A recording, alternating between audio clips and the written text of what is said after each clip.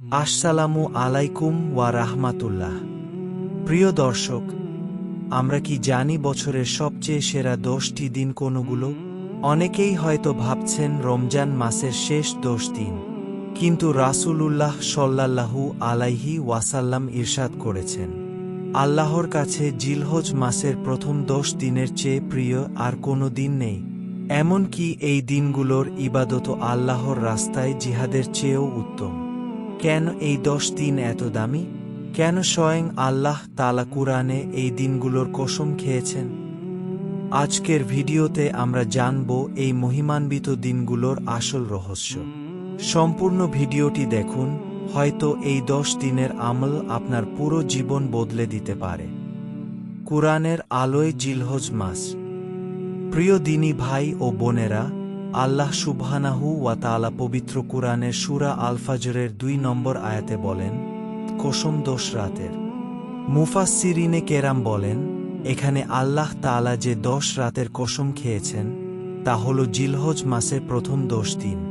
আল্লাহ তাআলা যখন কোনো সৃষ্টির কসম খান, তখন বুঝতে হবে আল্লাহর কাছে সেই সৃষ্টির মর্যাদা কতটা বিশাল। অন্য এক আয়াতে আল্লাহ একে আয়ামুম মালুমাত বা সুপরিচিত দিনসমূহ বলে আখ্যায়িত করেছেন, যেখানে বেশি বেশি আল্লাহর জিকির করার নির্দেশ দেওয়া হয়েছে। কেন এই 10 দিন রমজানের চেয়েও সেরা? হাফিজ ইবনে হাজার আশকালানী রহমতুল্লাহ আলাইহি একটি চমৎকার ব্যাখ্যা দিয়েছেন। তিনি বলেছেন, জিলহজ মাসের এই প্রথম 10 দিনের এত মর্যাদার কারণ হল, ইসলামের মূল 5টি স্তম্ভ বা ইবাদতের সবগুলোর মহাসমাবেশ ঘটে এই 10 দিনে।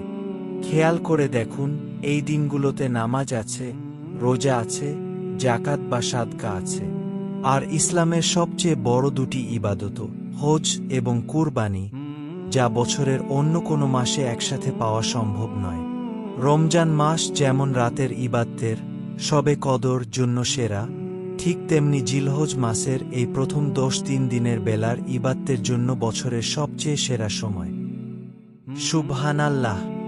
আল্লাহ আমাদের সামনে আরও একবার সুযোগ করে দিচ্ছেন আমাদের গুনাহ খাতা মাফ করিয়ে নেওয়ার। হে আল্লাহ, আমাদের সবাইকে এই পবিত্র দিনগুলোর মর্যাদা বোঝার তৌফিক দান করুন। পরবর্তী ভিডিওতে আমরা জানব এই 10 দিনের বিশেষ আমলগুলো কি কি। ভিডিওটি ভালো লাগলে লাইক দিন এবং অন্য মুসলিম ভাইবোনদের সাথে শেয়ার করে সদকায়ে জারিয়ার সওয়াব লাভ করুন।